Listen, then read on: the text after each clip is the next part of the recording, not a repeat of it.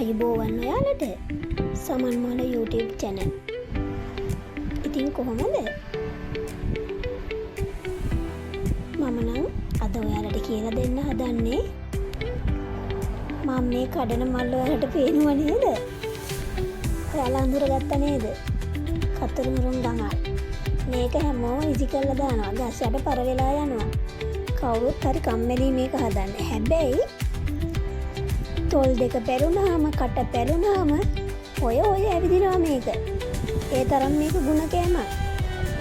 ඉතින් බලන්නකෝ අද අපි මේ මල් ටික කඩාගෙන ගිහිල්ලා මම ඔයාලට ලේසියෙන්ම පහසුවෙන් හදන්න පුළුවන් ක්‍රමයක් කියලා දෙන්න.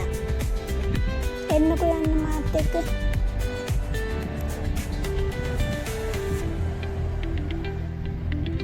අපි යමු.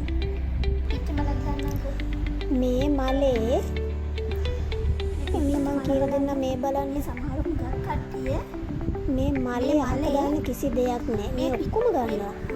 මේ හැමදේම ගන්නවා. මෙන්න මේ නැට්ට කඩලා එතනින් කඩපුවම මල් පෙති ටික නිකන් වැටෙනවා. මල් පෙති ටික ගන්න පුළුවන් ලේසියෙන්.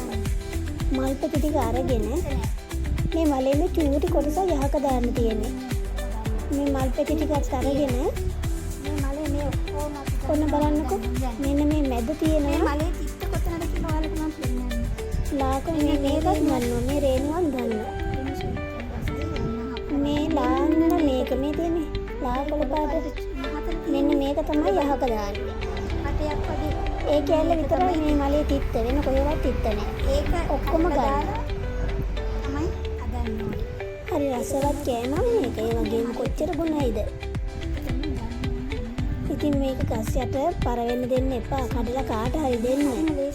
කන කෙනෙක් කනවනේ එතකොට. මේක ඒ තරම්ම ගුණ කෑමක්. අමාරුයිනේ.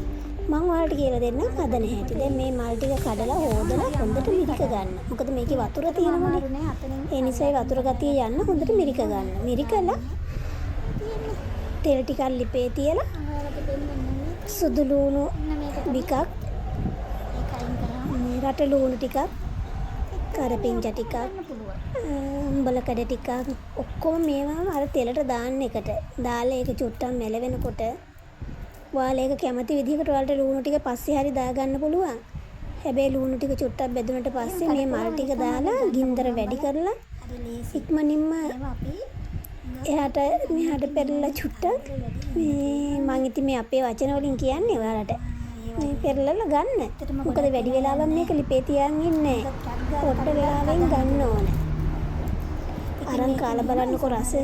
අනික හැමෝම මේ බිත්තර දදා අයියෝ බිත්තර දදානේ හදන්නේ මේක මේ එලෙනවා මෙහිමයි කියලා. ඔයාලා මං කියන විදිහට කාලා බලන්න. හැබැයි මේක වැඩි වෙලා ලිපේ නම් තියන්න එපා. පොඩ්ඩ වෙලාවක් දෙපැත්ත දාලා ගන්න. මේක අරන් බලන්නකො මාරම රසක්. ඔයාලා කාලා බලන්නකො හැමදාම කයි. අමතක නොකර රස මට කියලා එවන්න හොඳද? මේ නැට්ට මෙතනින් කඩන්නේ. නේසි. අදට මම නවතින්න ඉතින්. ආයෙ දවසක අපි හමු වෙමු. ඔයාලට සුබ දවසක්.